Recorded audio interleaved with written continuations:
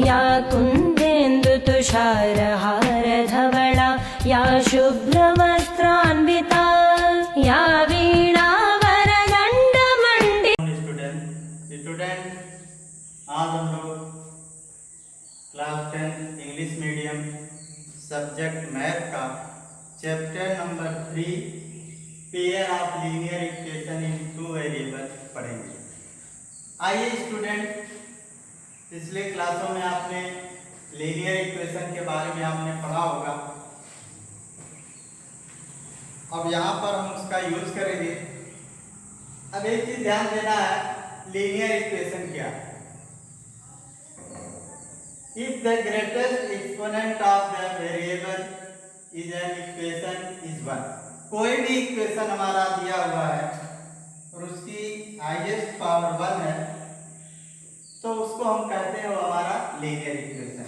Suppose that ax b equal 0, ये form हमारा है लीनियर इक्वेशन का, क्योंकि यहाँ पर हमारा जो वेरिएबल नंबर x यूज हुआ है और इस पर कोई पावर नहीं लगी हुई है, इसका मतलब इस पर पावर कितनी है, 1 है। यानी जो लीनियर इक्वेशन में जो हमारा वेरिएबल नंबर है उसकी एक्सपोनेंट 1 हो तो ऐसे इक्वेशन को हम लीनियर इक्वेशन कह सकते हैं। इसका फॉर्म जो होता है, अब ध्यान ये देना है कि लीनियर इक्वेशन को आपको पता चल गया, लीनियर इक्वेशन में हमारा वेरिएबल नंबर होगा और उसकी पावर कितनी होगी, 1।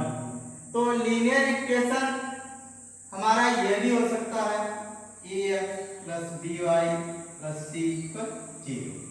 अब यहाँ दो बात होगी। पहले नंबर पर हमने लिखा है, मान लीजिए आपका वेरिएबल नंबर जो है उसमें ओनली 1 वेरिएबल यूज हुआ हो, ये तो है लीनियर इक्वेशन हमारा, ये भी लीनियर इक्वेशन। आप कहेंगे दोनों कैसे हो सकता है, इसमें टर्म कम इसमें टर्म ज्यादा। बट ध्यान से देखिए तो इसमें एक वेरिएबल नंबर यूज हुआ है और पिछले चैप्टर में आपने पढ़ा है कि हमारे जो है पॉलिनोमियल्स, इनकी जो पावर है, पावर के हिसाब से हम क्लियर करते हैं कि वह किस टाइप का टर्म है, मीन क्वाड्रेटिक है या क्यूबिक है या लीनियर है।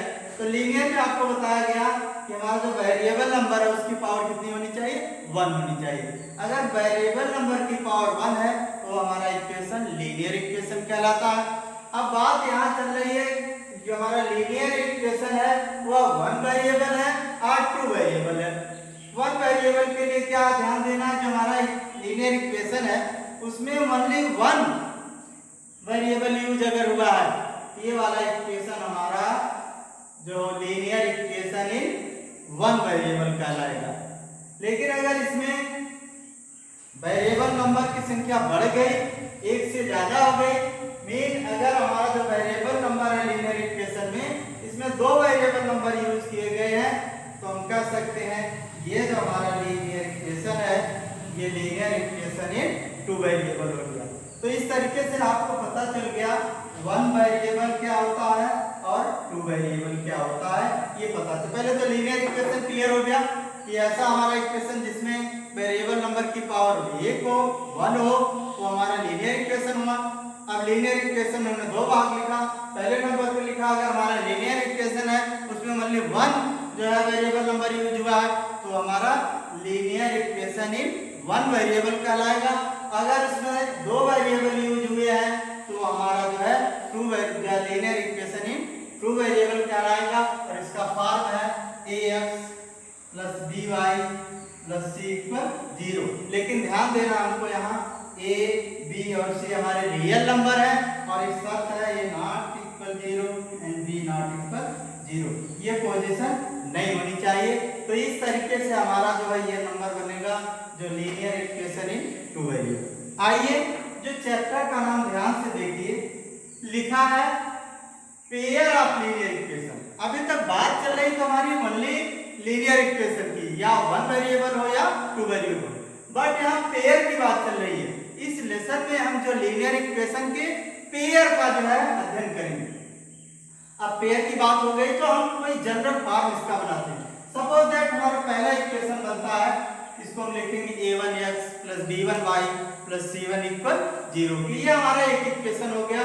इसमें x और y 2 वेरिएबल यूज हुए हैं और a1 b1 c1 हमारे कांस्टेंट है। दूसरा हमने इक्वेशन लिख लिया a2x + b2y + c2 = 0, ये हमारा हो गया इक्वेशन नंबर 2।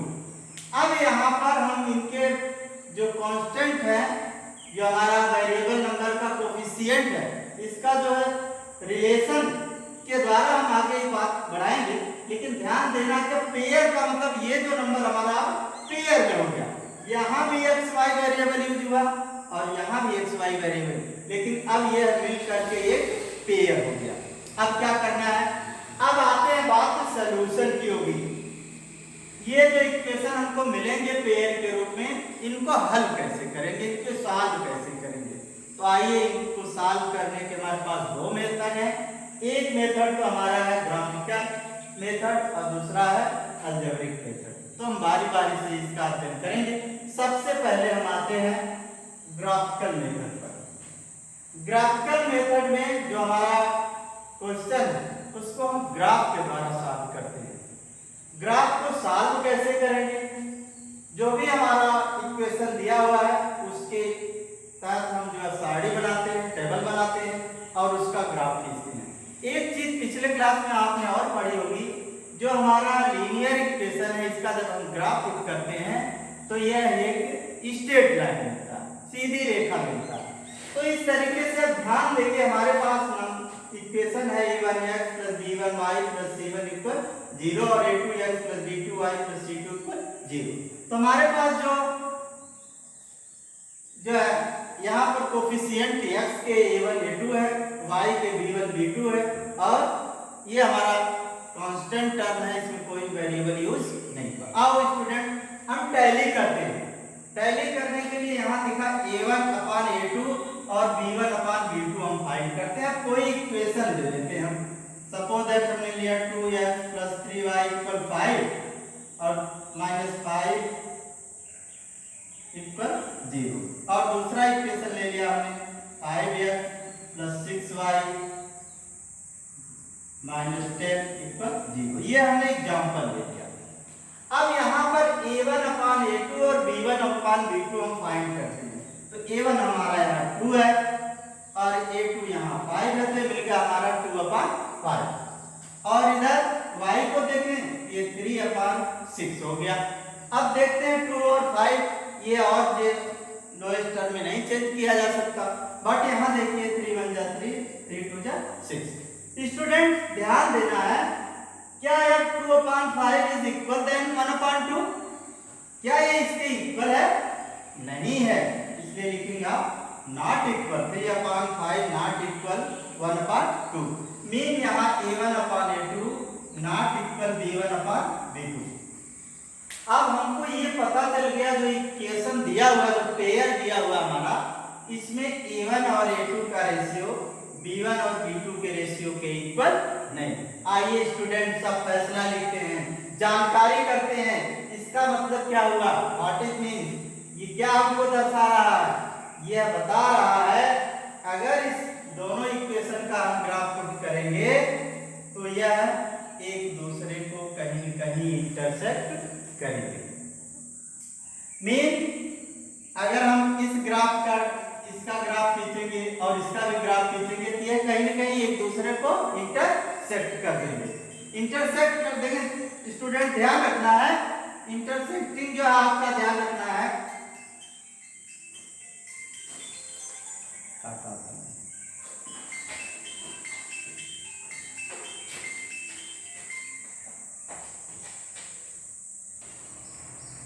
अब यहाँ पर a1/a2 नॉट इक्वल b1/b2, ये हमको पता चल गया। अब इनके ग्राफ की कंडीशन क्या होगी स्टूडेंट, हमने बताया आपको पता चलेगा जब इनके हम ग्राफ खींचेंगे तो देखेंगे ये ग्राफ एक दूसरे को इंटरसेक्ट कर रहे हैं, कहीं न कहीं काटेंगे या तो टच करेंगे। आइए बात हो रही है दूसरे नंबर पर, हमने लिखा है सॉल्यूशन। इसके सॉल्यूशन कितने होंगे, अब ये ध्यान देना है। ये ध्यान रखिए, जब एक लाइन दूसरी लाइन को या तो टच करेगी या तो काटेगी तभी उसके सॉल्यूशन होंगे, अन्यथा नहीं होंगे। तो यहाँ पहली पोजीशन में पता चला कि ये दोनों ग्राफ एक दूसरे को इंटरसेक्ट कर रहे हैं, मीन काट रहे हैं। इसलिए हम कहेंगे इस पोजीशन में जब a1/a2 नॉट इक्वल b1/b2, ऐसी स्थिति में इसका एक हल होगा। एक चीज और है, नीचे में लिखा है कंसिस्टेंट इक्वेशन, मीन ये संगत है, मीन ये संगत इक्वेशन है, यानी इसको सॉल्व करने पर इसका कोई न कोई हल मिलेगा। तो चलिए, हमने फर्स्ट पोजीशन में, फर्स्ट केस में बात किया, अगर हमारा इक्वेशन इस टाइप में है a1/a2 नॉट इक्वल b1/b2, तो हम कहेंगे इसका ग्राफ एक दूसरे को इंटरसेक्ट करेगा। ऐसी स्थिति में इसका ग्राफ इंटरसेक्टिंग लाइन मिलेगा और इसमें वन सॉल्यूशन होगा। इसके साथ साथ इनको सॉल्व किया जा सकता है, ये हल हो सकता है। चलिए दूसरी विवेचना करते हैं। सेकंड केस में क्या हो सकता है, इसकी पोजीशन बदल सकती है। ये हमारा हो गया 2x 3y -5 = 0। दूसरा एग्जांपल लेते हैं, ये हमारा हो गया 4x + 6y - 10 = 0। अब ये दूसरा इक्वेशन, इसको ध्यान से देखिए। अब इस स्थिति में a1 a2 b1 b2 और c1 c2 को देखते हैं, चेक करते हैं। यहाँ 2/4 हो जाएगा, b1 b2 3/6 हो जाएगा, c1/c2 5/10 हो जाएगा। अब देखो स्टूडेंट्स, तो हम शॉर्टेस्ट फॉर्म करेंगे, 1/2 हो जाएगा, ये भी 1/2 हो जाएगा, ये भी 1/2 हो गया। इसका मतलब क्या हो गया, यहाँ पर a1/a2 इक्वल हो गया b1/b2 इक्वल हो गया c1/c2 के। अब इसका अगर हम ग्राफ खींचेंगे तो कैसा ग्राफ मिलेगा स्टूडेंट, यहाँ पर जब हम इसका ग्राफ खींचेंगे, एक ग्राफ हमारा इस तरीके से मिल रहा है, तो दूसरा ग्राफ भी इसी के ऊपर मिलेगा, यानी ओनली वन लाइन मिलेगी आपको। जितने भी इस टाइप के ग्राफ खींचेंगे सारे एक लाइन में हो जाएंगे। अब ये ग्राफ हमें बताएगा आप इसकी क्या कंडीशन है। इसका मतलब इस लाइन का ग्राफ जब a1/a2 = b1/b2 = c1/c2 के हो गया, ऐसी स्थिति में हमारा ग्राफ कोइंसिडेंट लाइन हो जाएगा, यानी एक के ऊपर दूसरी लाइन हो जाएगी। हिंदी में कहते हैं संपाती हो जाएगी, एक के ऊपर दूसरी हो जाएगी। और हल कितने होंगे इसके, इन्फिनिटली मेनी सॉल्यूशन होंगे, इसके बहुत सारे सॉल्यूशन निकल सकते हैं, बहुत से सॉल्यूशन इसको सेटिस्फाई करेंगे। और तीसरी बात कि यह भी हल किया जा सकता है, यानी कंसिस्टेंट इक्वेशन है यह, इसको भी हम सॉल्व कर सकते हैं, इसके हल संगत होंगे। पहली कंडीशन में भी संगत हो गया और दूसरी यानी इनको सॉल्व किया जा सकता है। तो दो ग्राफों की विवेचना हम लोगों ने किया। ये तीसरे टॉपिक पर चलते हैं। अब देखते हैं, हमारा दूसरा एग्जांपल लेते हैं, 5x + 6y - 10 = 0 हो गया, 10x + 12y + 8 = 0। ये एग्जांपल हमने ले लिया। अब यहाँ ध्यान से देखिए, a1/a2 मीन 5/10, b1/b2 मीन 6/10 और c1/c2 - 10/8। अब यहाँ जरा ध्यान से देखिए, इसको छोटा करेंगे तो 1/2 हो जाएगा, इसको छोटा करेंगे ये भी 1/2 हो जाएगा, इसको छोटा करेंगे तो 5/4 हो जाएगा। अब यहाँ देखने से ये लग रहा है ये तो इक्वल है, 1/2 = 1/2, बट यह इक्वल नहीं है। मीन a1/a2 इक्वल है b1/b2 के, बट नॉट इक्वल c1/c2 के। फिर ऐसी कंडीशन में आपको जो ग्राफ मिलेगा, उस ग्राफ की पोजीशन क्या होगी आप देखेंगे। अगर एक लाइन इस तरीके से मिली है तो दूसरी लाइन इसके पैरेलल मिलेगी, यानी इनके बीच का जो फासला सेम रहेगा, इसको चाहे जितना बढ़ाइए ये एक दूसरे को काटेगी नहीं। आइए, अभी हमने पहले चर्चा किया है, किसी भी इक्वेशन के हल तभी होंगे जब वह कहीं न कहीं इसको या तो टच करेगी अथवा उसको इंटरसेक्ट करेगी, और इस पोजीशन में कभी ना तो टच करेगी ना तो इंटरसेक्ट करेंगी। इसका मतलब नो सॉल्यूशन, इसका कोई भी हल नहीं हो सकता है, और लास्ट में यह स्थिति बनेगी इनकंसिस्टेंट की, मीनिंग यह इसके हल क्या होंगे, असंगत होंगे, क्योंकि इनको सॉल्व नहीं किया जा सकता।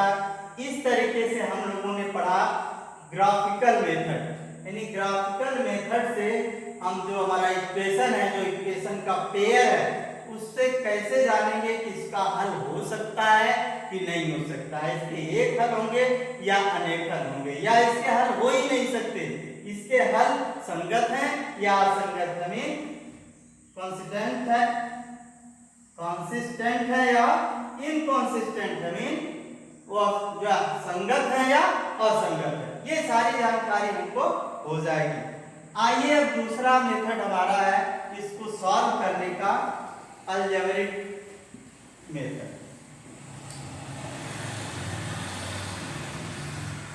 अलजेब्रिक मेथड को हम कैसे सॉल्व करते हैं, यहाँ पर भी ध्यान से देखिए आप, तो हमने 3 ऑप्शन लिखे हैं। किसी भी इक्वेशन को कितने प्रकार से हम सॉल्व कर सकते हैं, लिखा गया है कितने प्रकार से हम कर सकते हैं, 3 प्रकार से हम करते हैं। 3 मेथड इसके हैं। पहला है सब्स्टिट्यूशन मेथड, दूसरा है एलिमिनेशन मेथड और तीसरा है क्रॉस मल्टीप्लिकेशन मेथड। तो एक एक मेथड की बात हम करते हैं। सबसे पहले बात करेंगे सब्स्टिट्यूशन मेथड का। एग्जांपल हमने लिया x + 2y = 2 के और x - y ये 10 है और ये 2। ये एक एग्जांपल हमने लिया, इक्वेशन नंबर 1 है, इक्वेशन नंबर 2।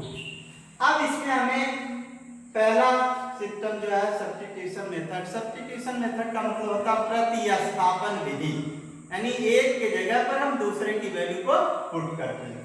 इसमें हम क्या करते हैं, किसी एक इक्वेशन से एक वेरिएबल की वैल्यू हम दूसरे वेरिएबल में फाइंड कर लेते हैं। सपोज दैट यहाँ इक्वेशन नंबर 1 है, यहाँ इसको हम लिख सकते हैं x = 10 - y, x = 10 - y। इस इक्वेशन से हमने y को ट्रांसपोजिंग कर दिया, दूसरे पक्ष में कर दिया। अब ये हमारा नंबर आ गया x = 10 - y। अब इस x की वैल्यू हम दूसरे इक्वेशन में ले जा करके पुट करेंगे, तो हमारा है x - y = 2। तो x को हटा देंगे, x की जगह पर हम लिखेंगे 10 - y = 2 हो गया। यहाँ देखिए 10 हो गया, ये -y मिलके 2y हो गया, ये इक्वल हो गया 2 के। पुनः हम इसका ट्रांसपोजिंग करेंगे, 2y को उधर कर देते हैं, इसको इधर लाते हैं, ये 10 - 2 हो जाएगा, ये 2y हो जाएगा, ये 8 हो जाएगा, ये 2y होगा।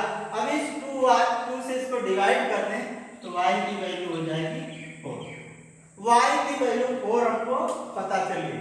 अब y का जो है वैल्यू पहले इक्वेशन में या दूसरे इक्वेशन में, किसी भी इक्वेशन में हम क्या करते हैं, सब्स्टिट्यूट कर देते हैं, पुनः प्रतिस्थापित कर देते हैं, हमारी x की वैल्यू पुट हो जाएगी। जैसे हमारा लिखा है x + y = 10। तब यहाँ y की वैल्यू हमको 4 पता चल चुकी है, तो यहाँ x + 4 = 10 हो जाएगा, मीन x इक्वल होगा 10 - 4 यानी x = 6। यानी इसके सॉल्यूशन मिल गए हमको। इस इक्वेशन को हम सॉल्व करेंगे तो x की वैल्यू 6 मिलेगी और y की वैल्यू 4। स्टूडेंट, तो ये था आपका कौन सा मेथड, सब्स्टिट्यूशन मेथड।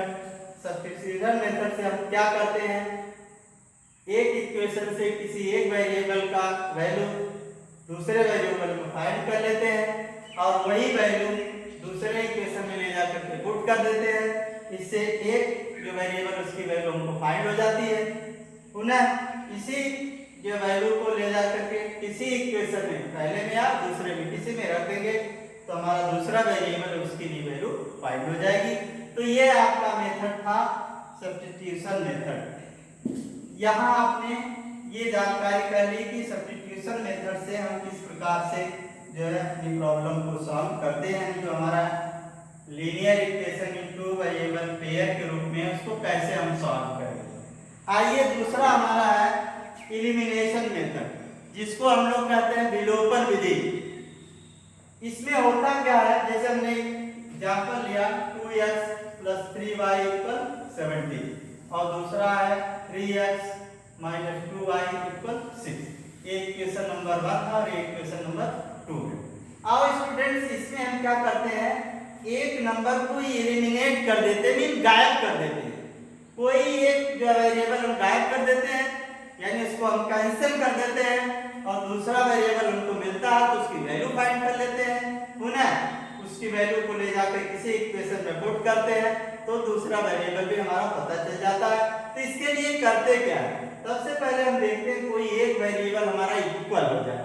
अब यहाँ देखिए तो ना x का वेरिएबल इक्वल है ना तो y का, तो इसके लिए हम क्या करते हैं, इस वेरिएबल के कोफिशिएंट से दूसरे वाले इक्वेशन में मल्टीप्लाई करते हैं और इसके कोफिशिएंट से इसके जो है पूरे इक्वेशन में मल्टीप्लाई करते हैं। तो इसमें मल्टीप्लाई करेंगे 3 से, तो अभी इस तरीके से आप लिखेंगे 3 2x + 3y -17 = 0 लिख सकते हैं, इसको -6 = 0 लिख सकते हैं, माइनस ये इक्वल 0 के। बट जब आप इसको करेंगे तो डायरेक्ट करेंगे 3 2 जा 6x 3 3 जा 9y और 17 3 जा 51 हो जाएगा। अब ये बना आपका इक्वेशन नंबर 3। इसी तरीके से इस इक्वेशन में हम 2 से मल्टीप्लाई करेंगे, 2 3 जा 6 2 2 जा 4 2 6 जा 12, ये हो गया हमारा इक्वेशन नंबर 4।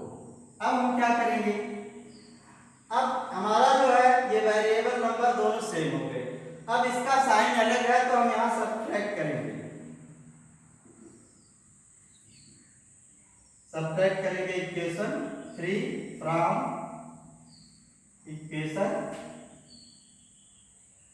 4, फोर्थ को 3 में सेव करेंगे। हमने लिख लिया, आप आगे पीछे कर सकते हैं, किसी को किसी से भी आप सब्ट्रैक्ट कर सकते हैं। इसके लिए आप साइन चेंज करते हो, साइन चेंज कर दीजिए। अब यहाँ देखिए 6 से 6 कट जाएगा, 9 4 13y हो गया। यहाँ देखेंगे ये प्लस है माइनस है, तो यहाँ सब्ट्रैक्ट करेंगे, ये 9 हो जाएगा 3 इक्वल 0 हो गया। 13y - 39 इक्वल 0, इसको ट्रांसपोजिंग कर देंगे तो 13y इक्वल हो गया 39 के y इक्वल हो गया 3। y की वैल्यू 3 हो गई।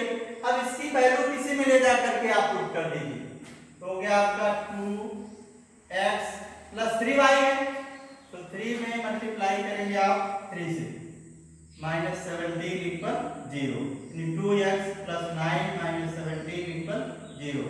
2x ये ज्यादा है कम, इसलिए इसमें से घटाएंगे, माइनस चिन्ह देंगे, 1 हो जाएगा इक्वल 0 के, यानी 2x इक्वल 8 के, तो x इक्वल हो गया 4 के, यानी x और y दोनों की वैल्यू आपकी फाइंड हो गई। ये कौन सा मेथड था, ये आपका एलिमिनेशन मेथड था। अब एक मेथड और बचा है, अब हम बात करेंगे क्रॉस मल्टीप्लिकेशन मेथड की। इसमें हम इक्वेशन को कैसे सॉल्व करते हैं उसको भी देख लीजिए। इसके बाद हम एक्सरसाइज को सॉल्व करेंगे। सारे कंसेप्ट हमने पढ़ लिया, यहाँ भी जितने कंसेप्ट है। अब ध्यान दीजिए, एग्जाम्पल लिया हमने 2x + 3y - 13 इक्वल 0 और 3x + y - 9 इक्वल 0 के इक्वेशन हमारा। इसको कैसे सॉल्व करेंगे, चलिए अब हम क्रॉस मल्टीप्लिकेशन मेथड पढ़ेंगे। इसमें हमारे लिए फार्मूला होता है x अपान इक्वल -y अपान इक्वल 1 इसको ध्यान रखिए। अब इसमें x की वैल्यू जब फाइंड करनी होती है तो इसको हम बंद कर लेते हैं। अब इतने जो हमको दिख रहे हैं उसको हम क्रॉस मल्टीप्लाई करते हैं, जैसे 3 का 9 में करेंगे -9 × 3। वैसे इसके लिए फार्मूला है, फार्मूले पर नहीं जाएंगे, लंबा है अपना, बट ये सिस्टम जानिए, जिसको फाइंड करना है उसको बंद कर लीजिए, बाकी जो दिख रहा है उसको क्रॉस मल्टीप्लाई कर दीजिए और बीच में माइनस का चिन्ह रहेगा, ध्यान रखिएगा। ये 1 है, ये -13 हो जाएगा। इधर देखिए, जब y की वैल्यू फाइंड करेंगे इसको बंद कर देंगे, ये हो जाएगा 2 × -9 -13 × 3। और जब यहाँ जाएंगे तो इसको बंद कर लेंगे, ये हो जाएगा आपका 2 × 1 -3 × 0। अब देखिए इसको सॉल्व कर लीजिए, x अपान ये हो जाएगा -27, ये -13 हो जाएगा, ये हो जाएगा -y -80, ये माइनस माइनस प्लस हो जाएगा 39 हो जाएगा, इधर 2 -9 और इसको सॉल्व कर लीजिए, ये ऐड हो जाएगा ये हो जाएगा। इधर इसमें से इसको सब्ट्रैक्ट करेंगे, 9 में से 8 कटेगा 1 हो जाएगा, 3 में से 1 कटेगा 2 हो जाएगा, और इधर हो जाएगा -7। अब यहाँ से ध्यान देना है आपको,